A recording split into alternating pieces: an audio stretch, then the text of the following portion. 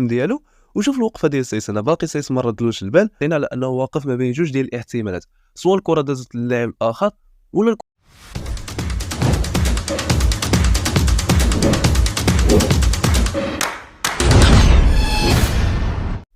قبل ما نبداو، اذا كان كيعجبك المحتوى ديالنا فما تنساش انك تشترك في القناه ديالنا باش اننا نزيدو نطلعوا في المحتوى، لان بزاف ديال الناس كيتفرجوا فينا وما دايرينش ابوني. هادشي اللي كنت غنقول، ودعا نبداو على بركه الله. هذه 5 ايام باش درنا حلقه خاصه بالاسلحه الهجوميه ديال المنتخب المغربي في الكان، وحددنا بزاف ديال الجزئيات. وبخلاصه هضرنا ملي الكره كتكون عندنا، ولكن ما هضرناش ملي الكره ما كتكونش عندنا وكتكون عند الخصم. فمبدئيا بسبب الاسماء اللي عندنا كيظهر على ان الدفاع ديال المنتخب المغربي دفاع اللي هو مزيان، ولكن تم استفزاز ديالو في العديد من المناسبات مع خصوم مختلفه، وهذا امر طبيعي. بحال اذا شفنا هاد اللقطه هذه ضد البرازيل، ولا كذلك شفنا هاد اللقطه هذه ضد الساحل العاج. المنتخب الايفواري كيساعد الدخول ويلفريد. فهادو جوج ديال اللقطات اللي هما بحال كانت واحد الاستراتيجيه في هاد الجوج ديال اللقطات متبعه باش يتم الاختراق ديالنا. فاحنا ما غاديش نهضروا على هاد السلوكيات اللي زداروا ضدنا في كل ماتش، حيت ببساطه يمكن لك انك ترجع للتحليل ديال كل ماتش وغادي تشوف هاد الامور هادي، ولكن حنا غنشوفوا نقاط اخرى بحال مثلا هاد اللقطه هادي، ولا بحال هادي كذلك، ولا نزيدكم هادي وهذه كذلك، وكاين بزاف. شفتوا هاد الجزئيات هذه كاينين، ولكن حتى حد ما كيرد لهم البال. كما شفتوا في المقدمه وضحت مجموعه من المشاهد اللي كتبين على انه الخصوم اللي كنا كنلعبوا ضدها كانت كتعتمد بزاف على ان تلعب كرات وراء الدار، وكانت كتنجح في هذا الامر هذا. اذا هذا مشكل هو اللي غادي نبداو به في الفيديو ديالنا. اول حاجه، هنا المنتخب البرازيلي غادي ينقل الكره من الجهه اليمنى الى الجهه اليسرى. اذا هنا الدفاع ديال المنتخب المغربي كيضطر على انه ينتقل مع المسار ديال الكره، غادي تحرك كامل الفرقه كامله، غادي تتحرك من الجهه الاخرى الى هذه الجهه هذه، وهذا الثلاثي هذا غادي يتحرك الى اقصى الطرف الايمن باش انه يدافع على ديك الجهه. هنا ضد بوركينا فاسو غادي تنقل الكره الى الجهه الاخرى في اتجاه ديك السهم الاسود. اذا هنا الفرقه كامله غادي تضطر باش انها تتحرك كما كتلاحظوا تما، بالنصيري بلاعبين ديال خط الوسط، باللاعب ديال الارتكاز، وحتى بالمدافعين. واخا ديك التحرك ما كيبانش فرق كبير، ولكن على الاقل اللاعبين كاملين كيتحركوا للجهه اللي مشات ليها الكره. فاحنا بدينا الفيديو ديالنا بشي حاجه سميتها الاسقاط الوهمي، غادي نبداو نشرحوا في النقطه. ان من بعد ما بوركينا فاسو خدات الكره الى ديك الجهه والفرقه كامله تحركات، عندنا جوج ديال المهاجمين ديال بوركينا فاسو، واحد على الدبل بيض وواحد على الدبل بيض، واحد على السام بالاحمر وواحد عنده السام اسود بالطريقه اللي هي عكسيه. تبعوا معايا في اللاعب اللي عليه السام بالاحمر. فهنا داك اللاعب غادي يدور ويمشي في داك الاتجاه كيف قلنا، ومن بعد ما غادي يمشي في داك الاتجاه غادي يتبعوا احد اللاعبين ديال الخط الخلفي ديال المنتخب المغربي، ولكن الكره ما غاديش تلعب من داك اللاعب على الدوب الاحمر اللي كيف قلنا مشى في داك الاتجاه، بل الكره غادي تلعب من داك اللاعب اللي على الدوب الابيض كيف كتلاحظوا تما، الا ان الكره ما كانت دازت، كانت يعني التمريرات قطعات في الخط الاول. فشوفوا هذا المشهد هذا باش تفهموا. هنا عندنا نايف اكرد، اذا تبع هذا اللاعب هذا اللي عامل على الاشاره، فهنا غيخلي واحد ليسباس من وراء وغيجي لاعب اخر اللي غادي يستغل داك ليسباس. اذا جينا نشوفوا لقطه من المونديال، هنا عندنا ماركو اسينسيو، تابعوا غانم سايس هذا اللي معلم عليه هنا، وكافي مستغل المساحه اللي خلاها غانم سايس من وراء. اذا هنا اسينسيو داير واحد الاسقاط اللي هو وهمي، لان الكره ما غاديش تلعب ليه بل فقط طيح مع المدافع كذلك، وهنا كافي كيستغل المساحه اللي خلاها غانم سايس من وراء. اذا هذه لقطه ضد الساحل العاج، هنا الساحل العاج غادي تنقل الكره الى ديك الجهه، وهنا الفريق كامل غادي يتحرك، ومع التحرك ديال الفريق من جهه لجهه كيكونوا بزاف ديال الثغرات والتركيز كيكون مشتت. اذا هنا واحد اللاعب على الدوب الاصفر غادي ينزل داك النزول في اتجاه داك السهم الاسود، وداك النزول غيكون وهمي لانه ما غاديش يشدش لابال، فقط غيكون كتموين للمدافعين ديالنا. في نفس اللحظه واحد اللاعب على الدوب الاحمر غادي يبغي يستغل المساحه لا يخلي المدافع يكون تبعو هنا غانم سايس في هذه الحاله هذه، ولكن هنا سايس ما تبعش داك اللاعب، وهنا قدرنا لاننا نفتكوا هاد الكره هذه ضد الساحل العاج كما كتلاحظوا هنا. اذا فهمتوا شنو هو الاسقاط او السقوط الوهمي، كيكون واحد اللاعب كيدير لابيل دو بال، هو ما غاديش يشدش لابال، فقط كيكون كتموين المدافعين ويجر مع احد اللاعبين باش كتبقى واحد المساحه اللي كيستغلها مهاجم اخر.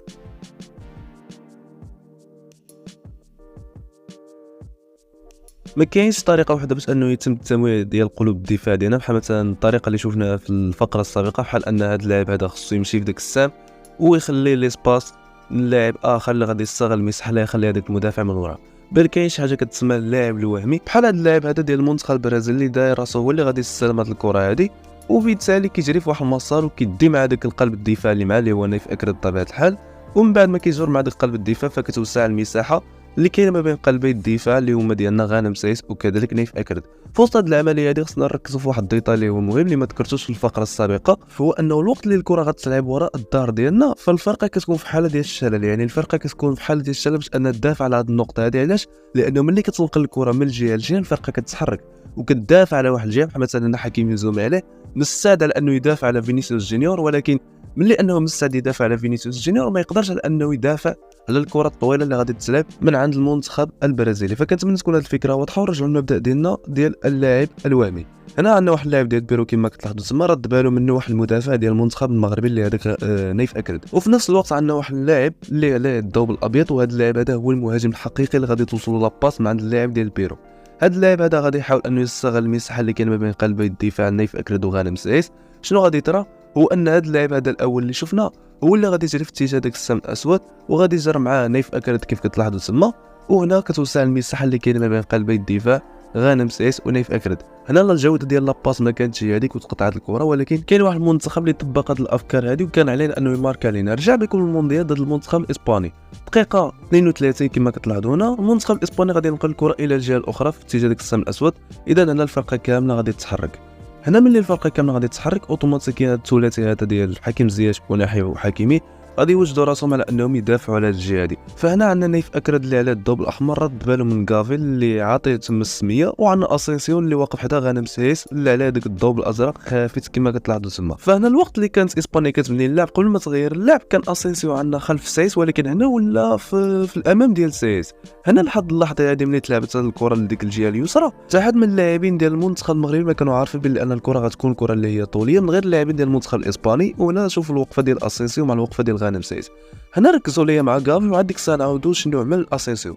هنا غافي اللي كان جار مع نايف اكرد حتى هو كان لاعب الدور ديال المهاجم الوهمي او اللاعب الوهمي كيف قلنا، حاول على انه يدير راسو هو اللي طالب لابال، وبالتالي نايف اكرد تبعو. وهنا كبرت المساحه اللي كاينه ما بين قلبي الدفاع سايس واكرد، وهنا تلعبت كره اللي هي طوليه تجاه اسينسيو. الحمد لله ما قدرش انه يكونترولي الكره ولا كنت تغير التاريخ. نعاودوا اللقطه من جديد ونشوفوا التحركات ديال اسينسيو. فكيف قلنا السابق على ان اسينسيو كان في الدار ديال سايسو هنا ولا في الامام، وهنا غير وصلت الكره لذاك اللاعب الاسباني. هنا اسينسيو حنا الجسم ديالو وشوف الوقفه ديال سايس، هنا باقي سايس ما ردلوش البال. وهنا علاش قلنا بلي ان الفريق كيكون في حاله ديال الشلل. وهانتوما كتشوفوا جميع اللاعبين ديال المنتخب المغربي واقفين وقفه اللي هي عاديه ولا باقي كيتحركوا باش انهم يمشيو لديك الجهه. اذا هنا كنشوف بلي ان غافي دار الدور ديال المهاجم الوهمي، جار مع نايف اكرد كبرت ديك المساحه اللي كاينه ما بين نايف اكرد وغانم سايس اللي غيستغلها ماركو اسينسيو. فهنا بسبب ردات الفعل المتاخره هنا سايس كيلقى راسو في وضعيه اللي هي صعيبه، بحاول انه يصيد اسينسيو في حاله ديال التسلل، ولكن هنا من بعد الكره خرجت من عند اللاعب الاسباني من الرجل ديالو بطبيعه الحال. وهنا باقي اسينسيو حاله اللي هي سليمه ماشي ديال التسلل، وبالتالي هنا الحمد لله من للاسف الحمد لله لانه فشل باش يكونترولي هذه الكره هذه. فمن بعد جوج ديال الاساليب اللي شفناهم فيهم بعض الخداع الى اخره، اللاعب كيدير لابيل دوبل وماشي هو اللي غيستلم الكره الى اخره، هذا النوع الثالث غيكون ما فيهش اللوام بل غيكون صريح نوعا ما. فانا نبداو بهذه اللقطه هذه اللي كانت ضد الراس الاخضر. هنا الراس الاخضر في المرحله ديال البناء عندنا داك المهاجم اللي على الدوب الازرق هو الوحيد اللي داير ديك الحركه تما اللي كتشوفوا انه مستعد باش يتلقى شي كره طوليه، ولكن اللاعبين كاملين ما مستعدينش. هنا حكيم ما ردلاش البال، كذلك اللاعبين ديال المنتخب المغربي منهم المدافعين واللاعبين ديال خط الوسط كاملين بهم واقفين ويلا كيمشيو يحاربوا اللاعبين ديال خط الوسط، حتى حد ما فيهم ما مستعد من اجل شي كره اللي هي طوليه. شنو دار هذا اللاعب هذا اللي دخل ما بين المساحه اللي كاين ما بين قندوس وما بين حكيمي، كان خارج الكتله الدفاعيه ديال المنتخب المغربي. فاش كانت الراس الاخضر كتبني اللعب دخل في ديك المساحه واستلم الكره، يعني كانت مفاجاه على اللاعبين المغاربه. وكذلك داك الدخول المفاجئ كيعطي اسبقيه للكره، يعني الكره ملي غطيح غادي تطيح عنده وغادي يكسر بها تجاه المرمى. هذه لقطه ضد بوركينا فاسو، انا كتلاحظوا بان كاين واحد اللاعب واحد المهاجم ديال بوركينا فاسو واقف مع غانم سايس كيف ما كتلاحظوا تما.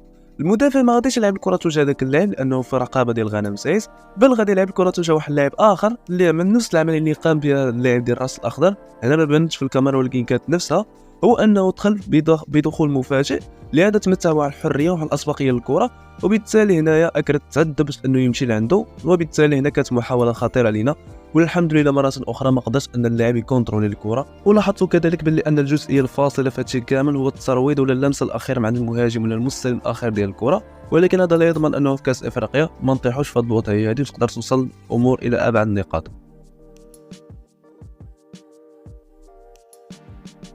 كنا ديجا درنا فيديو خاص ديال سفيان الامرابط ومن بعد التالق ديالو في كاس العالم، وشوفنا كيفاش تالق في كاس العالم وكيفاش عطانا واحد القوه وكيفاش لفت الانظار ديال الناس الى اخره.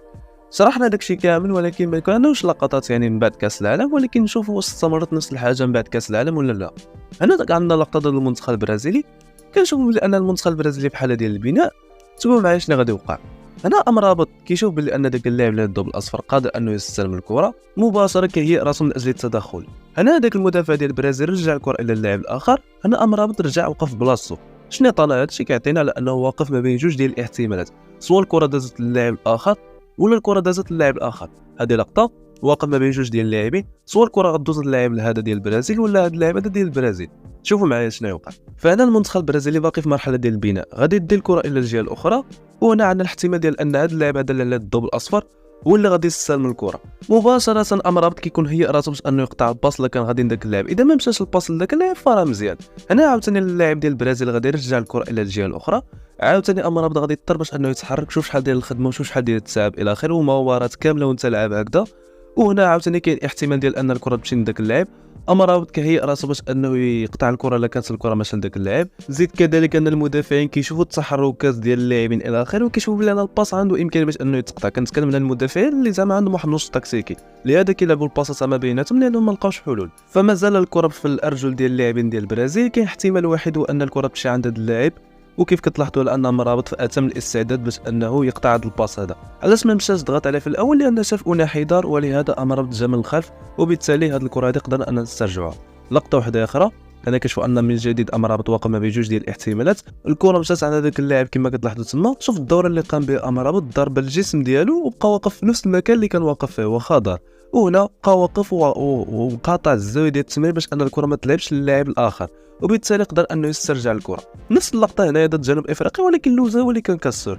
ولكن بما ان لوزا ماشي كسر، فبالتالي كان يعني نتوما شفتوا الماتش كيف كان. وهنا عاوتاني نوصل المزرعي حاول انه يدير نفس الخدمه ديال امرابط، ولكن مره كان كيديرها ومره ما كانش كيديرها بطريقه اللي هي مزيانه. هذه لقطه ديال بوركينا فاسو. شوف عندنا مزرعي فين واقف. هنا البوسيبيتي كبيره باش ان الكره تمشي عند هذا اللاعب هذا اللي على الضوء الابيض. وشوف مزرعي فين واقف. بلا ما نطول عليكم بزاف، الكره مشات عند اللاعب هذا، وهنا الفشل ديال المزراوي في طريقه الوقوف الى اخره. لقطه واحده اخرى ضد ليبيريا، انا كان العزوزي كان تقاسم الدور مع اناحي، ولكن انا قلت باللي بزاف ديال المرات اناحي كان كيطلع وكيبقى العزوزي عفوا واحد في الخط، وكان قدم مستوى اللي واعر البروفيل ديال امرابط، وكنا ديجا درنا داك الفيديو. ما علينا. هنا العزوزي شنو دار؟ حاول انه يمنع باش ان الكره ما تمشيش عند داك اللاعب اللي على الضوء الازرق. مزيان سالنا مزيان، وهذه خلات على ان ليبيريا تنقل الهجوم من العمق ديال الملعب الى الطرف الايمن ديال الملعب، وهذه شي حاجه اللي هي مزيانه. وهذه الخدمه ديال العزوزي هو اللي دار هذه الخدمه هذه باش ان ليبيريا مشات عبر الاطراف. واذا سكرينينا هذه اللقطه هذه غادي يفتحوا باب النقاش الى نقطه واحده اخرى. في الدفاع ضروري ما كنحتاجوا على ان اللاعب ديال الخط الوسط الدفاعي، لانه خصو يعطي دائما اضافه الى الخط الاخير اللي هو الدفاع ديالنا. هنا عندنا امرابط غادي يمشي في اتجاه داك السهم الاسود وغادي يعطي الدعم للخط الاخير ديالنا. تبعوا معايا اللقطه. هنا الكره مشات عبر الاطراف بالنسبه لبيرو. هنا امرابط دخل وعطانا اضافه في الخط الاخير ديالنا.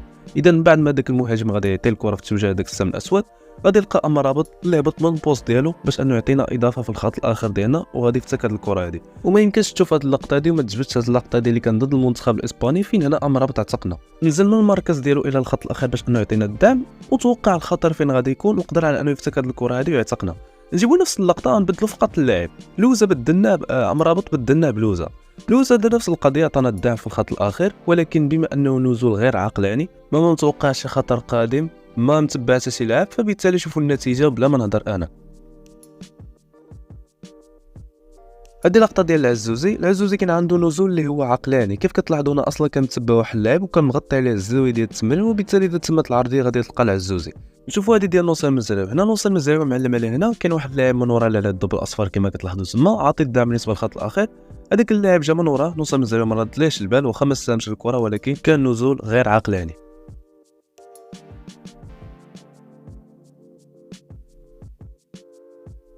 كيف شفتوا في الفقره السابقه، شفنا ان السقوط شي حاجه اللي هي مهمه باش انه كيعطي الدعم للخط الاخير، وكنا مزيانين ملي كيلعب اسامه العزوزي ولا سفيان امرابط. ولكن غنشوفوا جوج لقطات اللي هما بحال نبداو بهذه اللي كانت ضد المنتخب البرازيلي. كره طويله توجه داك اللاعب، هنا سفيان امرابط اوتوماتيكمون خصو يهبط مع الخط الخلفي، وغنشوفوا علاش. كره توجه داك اللاعب، شوف شنو يوقع من بعد. هنا هذاك اللاعب غادي يدخل ديك المنطقه، وهنا غادي بريباريو الكره. امرابط بقى من ورا. هذه ضد المنتخب التنزاني. شوف معايا شنو غادي يوقع. هنا الكره تلعبت بداك اللعب، وهنا بقات ديك علامه اكس خاويه، وهذيك هي اللي خصو يعمرها امرابط. وهنا عمر هذاك اللاعب ديال تنزانيا، ولحسن الحظ على ان داك اللاعب ما قدرش انه يعوض ليه الكره. هنا الواحد يقدر يشوف باللي ان امرابط ما عندوش مسؤوليه في هذه النقطه هذه، لا، ولكن هنا نقدروا اننا نشوفوا داك اللاعب اللي دخل عمر داك المساحه كان واقف في الخط اللي كان واقف فيه امرابط من بعد ما تلعبت الكره، الا ان هذاك اللاعب سبقو امرابط حيت ثقيل، فلهذا بقى من وراه. اما في اللقطه اللي كانت ضد المنتخب البرازيلي، هذاك اللاعب ديال الدوب الاصفر كان جار مع نوصل المزرعي باش نخلي الطرف الاخر توجه داك اللاعب اللي غادي يستقبل الكره، ومن بعد كنلقاو باللي انه امرابط غادي يرجع، ولكن هنا نايف اكرد في الاول هو اللي خصو يمشي يشد داك اللاعب لان امرابط ثقيل باش انه يرجع، ونايف اكرد هو اللي خصو يتصرف في هذه الحاله هذه، ولكن تاخر باش انه يمشي عنده، وكان بالامكان ان نستقبلوا هدف في هذه اللحظه هذه. بالنسبه للكره اللي كانت ضد المنتخب التنزاني فهذه كانت كره مفاجئه، ولكن تما كان السقوط ديال امرابط كان بطيء، وهنا هذه هي المشكله، لان السقوط ديال امرابط احيانا كيكون بطيء في الوقت اللي كنحتاجوا السقوط ديالو ضروري، خصوصا في الكرات اللي كيكونوا في السماء.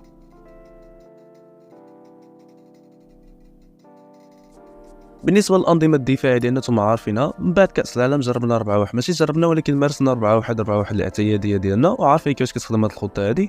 وشهر 6 اللي كانت ضد فيفا ضد جنوب افريقيا وكذلك ضد الراس الاخضر جربنا 4-4-2، وكذلك جربنا نخطب 4 ديال اللاعبين، وهذه القضيه دي استمرت معنا حتى لدابا، حتى ضد فيفا الاخيره. وكذلك اذا بغينا نزيدو نفسروا في الامور هو ان هذا 4-4-2 جوج ديال اللاعبين ديال المقدمه، واحد كيمشي كيضغط لينا عفوا على حامل الكره، واحد اللي كيشد لينا اللاعب ديال الارتكاز، واللاعب واحد اللي كيمشي يضغط على حامل الكره كيحاول انه يخلي حامل الكره يلعب على جانب واحد وعلى بلاصه وحده. نزيدو في اللقطات، هذه لقطه في ضد فيفا الاخيره ضد المنتخب التنزاني، نصيري كيضغط بديك الطريقه وكيحاول انه يخلي ديك قلب الدفاع ديال تنزانيا يلعب على جانب واحد، والخنوس كيمشي يشد لينا عفوا اللاعب ديال الارتكاز. كيجيو عندنا جوج ديال اللاعبين، وهنا كنحاولوا اننا نضيقوا المجال بهذه الطريقه هذه، وكنخليهم يلعبوا على جانب واحد، يا اما يلعبوا للقدام يا اما نسترجعوا الكره. هذه لقطه ضد منتخب ليبيريا، وهذه لقطه ضد جنوب افريقيا، وهذه لقطه ضد الراس الاخضر اللي كتوضح المراد ديالنا من هذه الخطه هذه، حيث انه هنا غلقنا عليهم المجال، استرجعنا الكره، ومن بعد ما استرجعنا الكره كانت محاوله خطيره الا ان هنا لوزا ضيعها. اذا وصلت الى الدقيقه هذه فكتشكرك بزاف، نتلاقاو في حلقات مقبله، الى اللقاء.